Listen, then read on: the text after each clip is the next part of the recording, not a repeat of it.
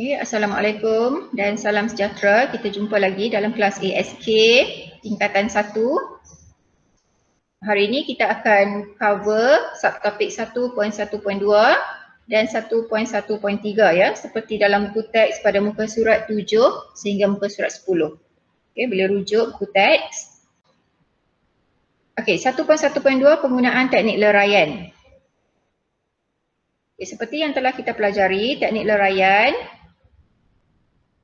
teknik leraian melibatkan pemecahan satu masalah atau sistem yang kompleks kepada bahagian-bahagian kecil bagi memudahkan pemahaman dan penyelesaian. Okey, yang penting dekat sini apa? Teknik leraian yang penting adalah pemecahan satu masalah yang kompleks kepada bahagian-bahagian kecil. Untuk apa kita pecahkan kepada bahagian kecil? Untuk memudahkan pemahaman dan penyelesaian. Selepas itu, bahagian-bahagian kecil boleh diteliti, diselesaikan atau direka bentuk secara berasingan. Hal ini akan membolehkan suatu masalah yang besar dapat diselesaikan dengan mudah. Teknik leraian membolehkan kita memahami suatu proses kerja dengan lebih mudah, dan membantu kita memberi penerangan lebih jelas kepada orang lain atau menyediakan algoritma yang lebih tepat. Okey. Okay, kita tengok situasi yang menggunakan teknik leraian. Andaikan anda ialah seorang juru landscape. Okay, juru landscape, syarikat anda ditugaskan untuk menyiapkan sebuah taman permainan. Okay, menyiapkan sebuah taman permainan di sebuah kawasan di luar bandar. Anda diminta untuk mengkaji dan menganggarkan kos yang diperlukan, bagi menyiapkan taman permainan seperti dalam Rajah 1.7. Luas binaan laluan pejalan kaki. Ialah 800 meter persegi. Dan anggaran kos bagi pembinaan setiap kemudahan ditunjukkan dalam jadual 1.3. Kita tengok.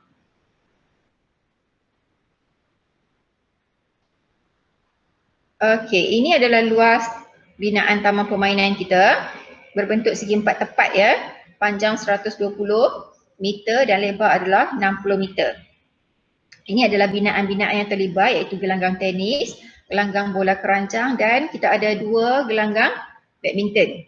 Okey, yang warna kelabu ni apa? Yang warna kelabu ni adalah laluan pejalan kaki. Yang warna hijau adalah tanaman rumput. Okey, fahamkan dulu taman permainan ni. Okey, kita tengok jadual 1.3. Kemudahan dan kos pembinaan. Kos pembinaan gelanggang tenis. Okey, ini gelanggang tenis kita. Okey, kos adalah 1 meter persegi sebanyak RM120. Okey, RM120 untuk 1 meter persegi. Okey. Lepas tu kita tengok yang kedua, gelanggang bola keranjang. Okay, gelanggang bola keranjang, kos adalah RM100 untuk 1 meter persegi. Kemudian gelanggang badminton RM80 untuk 1 meter persegi.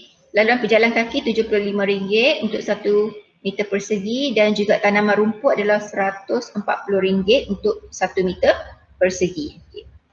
Jadi soalan tadi suruh kita kena pasti berapa kos yang terlibat kan? Okey, berapa kos yang terlibat? Jadi untuk tahu kos yang terlibat, kita kena tahu dulu luas setiap binaan ni. Okey, luas setiap binaan kita kena tahu. Okey, contoh kat sini, luas keseluruhan taman permainan kita. Luas keseluruhan taman permainan adalah 120 darab 60 ya, iaitu 720 meter persegi. Kemudian kita kena tahu luas gelanggang tenis. Gelanggang tenis ni ada satu saja. Ya, berapa luas dia? 36 darab 18. Berapa? 36 darab 18, 648 meter persegi. Okey, M2 meter persegi. Gelanggang bola keranjang 32 darab 16. So kita akan dapat 512 meter persegi. Seterusnya gelanggang badminton. Gelanggang badminton 20 darab 10. Jadi kita akan dapat 200 meter persegi. Tapi ada dua ya gelanggang badminton. Yang ini juga adalah 200 meter persegi. Kemudian kita ada laluan pejalan kaki. Ini jalan pejalan kaki. Warna kelabu kat situ. Tadi dalam soalan dia dah bagi iaitu luasnya 800 meter persegi. Okey, kita juga perlu tahu luas untuk tanaman rumput. Okey, tanaman rumput ni berapa luas dia? Sebab kita perlu kira kos juga ya untuk tanaman rumput.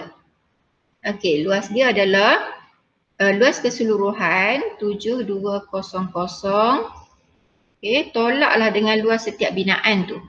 Tolak dengan 648 tambah 512 tambah 2 kali 200 ialah 400. Untuk gelanggang badminton kan ada 2. Tambah dengan laluan pejalan kaki 800. Jadi tanaman rumput kita dapat 7200 tolak dengan 2360. 2360. Jadi tanaman rumput kita luas dia adalah 4840 meter persegi. Okey.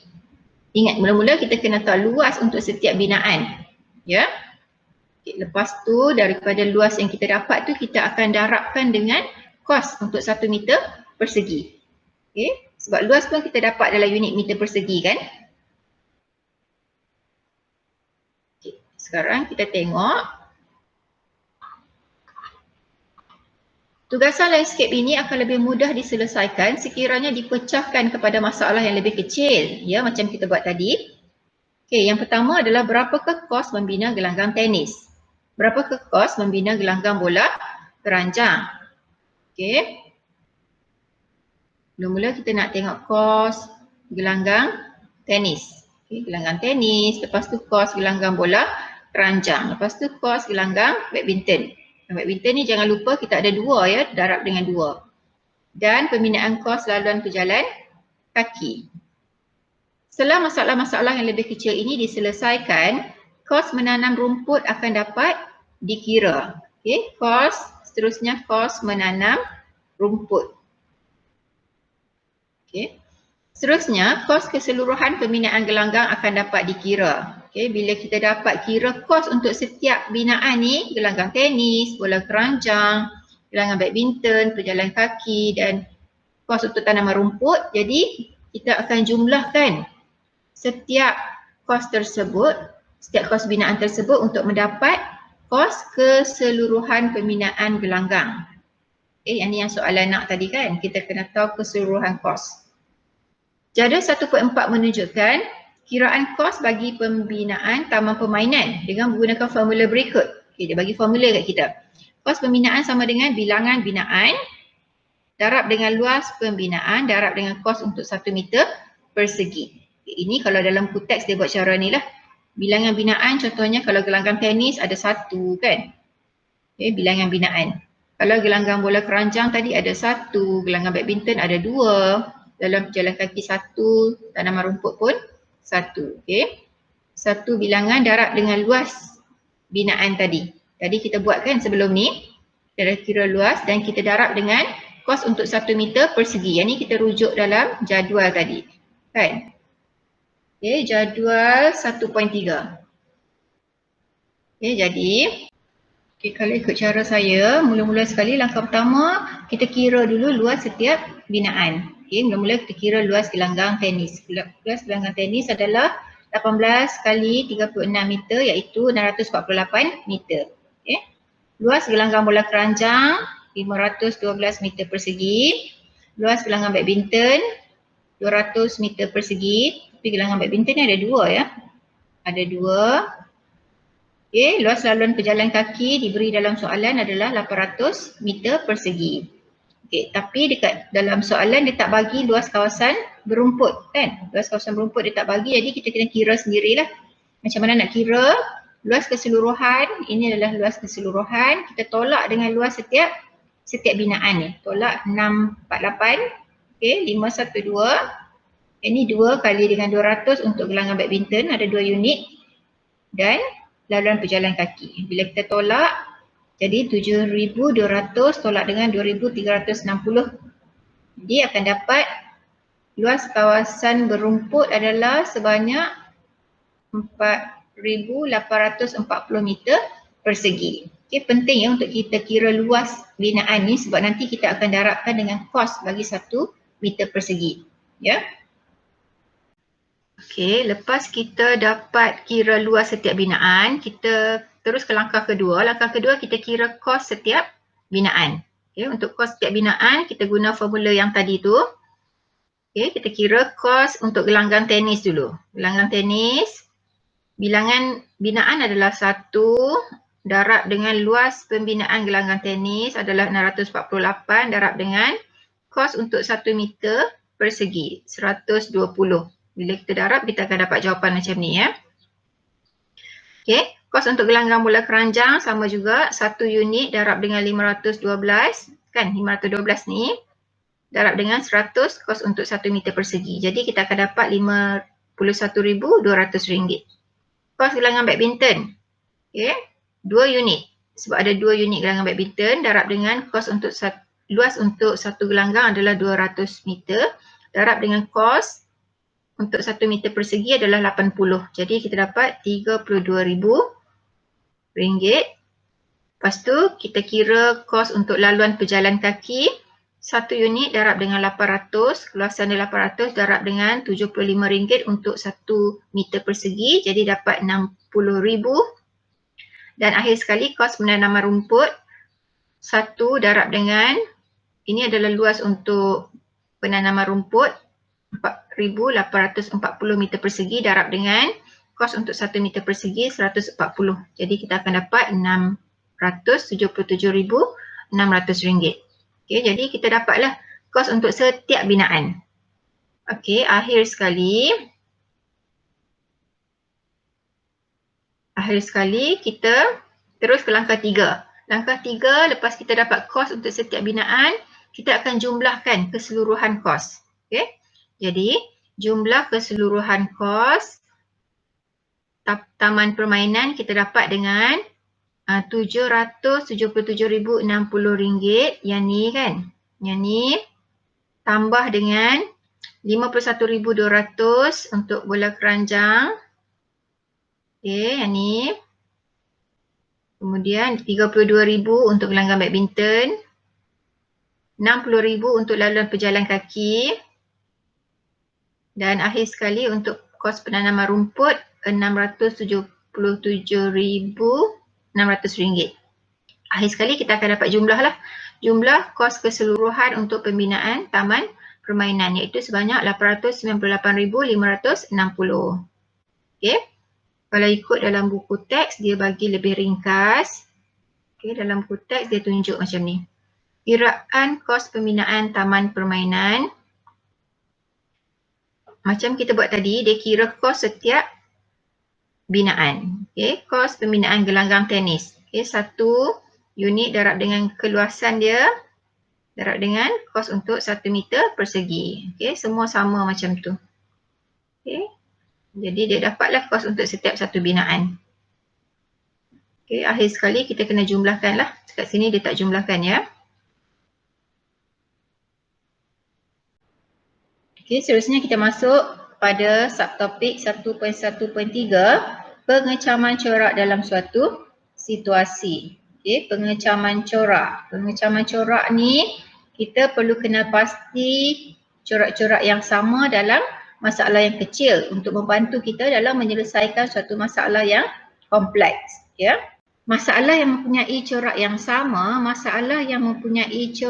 sama, akan lebih mudah diselesaikan kerana kita boleh menggunakan kaedah penyelesaian masalah yang sama.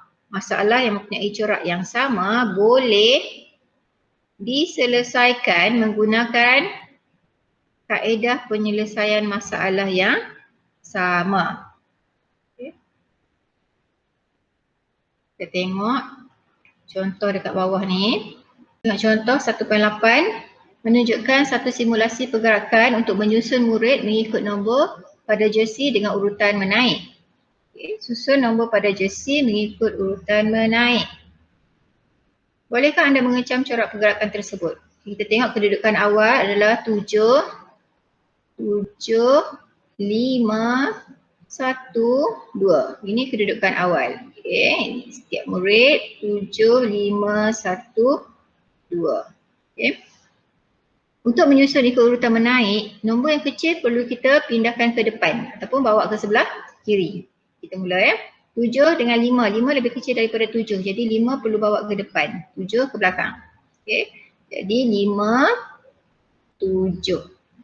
5 dengan 7 tukar tempat. 1 dan 2 perlu tukar tak? Tak perlu kan? Jadi 1 dan 2. Macam tu. Ini yang pertama. Yang kedua, tukar color lain. 5 dengan 7, adakah perlu tukar tempat? Tak perlu. Okey, 5 lebih kecil daripada 7, jadi turunkan 5. 7 dengan 1 perlu tukar tak? Ya, sebab 1 lebih kecil daripada 7, jadi 1 ke depan, 7 ke belakang. 1 dan 7. Okey. 2 turunkan. Dia dapat macam ni. Okey, kemudian seterusnya 5 dengan 1 perlu tukar? Ya, perlu tukar. Okey, 1 ke depan, 5 ke belakang. 1 dan 5. Ini tukar tempat. 2 dengan 7 perlu tukar? Ya, tukar ya. 2 dan 7. Macam tu. Okey, seterusnya. 1 dengan 5 perlu tukar? Tak perlu ya, 1 turun. 5 dengan 2 perlu tukar? Ya, tukar. Okey, 2 ke depan, 5 ke belakang. Okay, ini kita tukarkan 7 turun bawah. Okay, adakah dalam susunan 1, 2, 5, 7? Betul ya, sekarang tak habis lagi. Belum habis lagi. Sekarang ni 1 dengan 2 kita turunkan. 1 dan 2. Okay, ini satu kumpulan. Lepas tu turunkan 5 dan 7. Ini satu kumpulan. Okay. Kita tengok betul tak? 1, 2, 5, 7 betul dalam urutan yang betul. Jadi kita boleh pisahkan balik. Okay. 1, 2, 5 dan 7. Okay. Dah selesai. Kita susun ikut urutan menaik. Okay. Urutan menaik. Okay.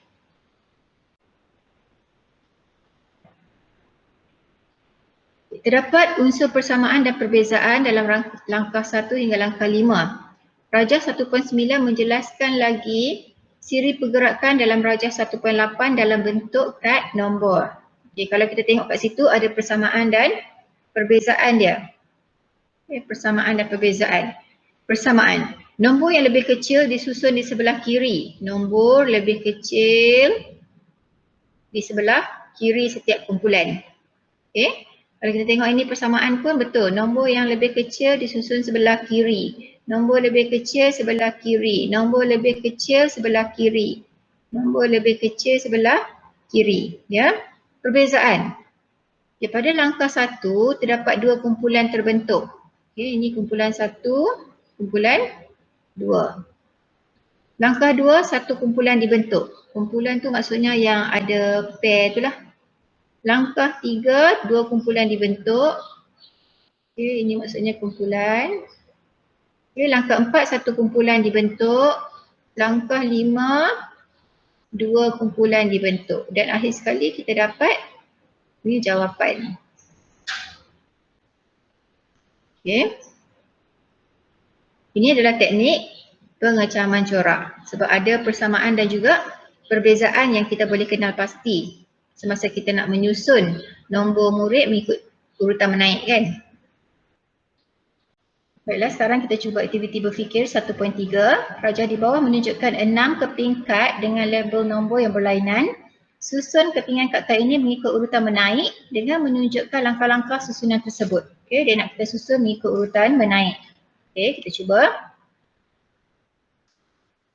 Okay, tengok susunan yang pertama adalah 7, 5, 1, 2, 8, 4. Okey, susunan menaik. Okey, untuk susunan menaik, kita akan bandingkan dua nombor yang pertama dulu. Nombor yang kecil akan dipindahkan ke sebelah kiri ya. Contoh yang ni 7 dengan 5, 5 lebih kecil, jadi 5 akan pindah ke sebelah kiri. 5, 7 akan ke sebelah kanan. Macam tu. Okey, ini satu kumpulan. 1 dan 2 tak perlu tukar tempat. Okey, 1 dan 2 satu kumpulan. 8 dan 4 perlu tukar tempat sebab 4 lebih kecil daripada 8, 4 akan gerak ke kiri. 4, 8. Okey. Jadi kat sini akan wujud 3 kumpulan. Okey, seterusnya. Okey, 5 dengan 7. 5 tak perlu tukar tempat. Okey, 5 kat depan. 7 dengan 1. Okey, 1 ke sebelah kiri, 7 kanan. 1 dan 7. 2 dan 4 perlu tukar tempat ke tak? Tak perlu. Okey, 2 kat sini, 4. Seterusnya, 8 pun tak perlu tukar. Okey, seterusnya 5 dan 1 perlu tukar. 1 lebih kecil daripada 5, 1 ke kiri, 5 ke kanan. Okey, satu kumpulan. 7 dengan 2, 2 perlu gerak ke kiri, 7 ke kanan. 2, 7. Macam tu. 4 dan 8 tak perlu tukar. Kekal 4, 8. Turunkan saja. Okey, kita dapat 3 kumpulan. Seterusnya, 1 dengan 5 tak perlu tukar. 1 turun dulu. 5 dan 2. 2 lebih kecil dari 5. 2 ke kiri, 5 ke kanan. 2, 5. Ini satu kumpulan yang kita tukar.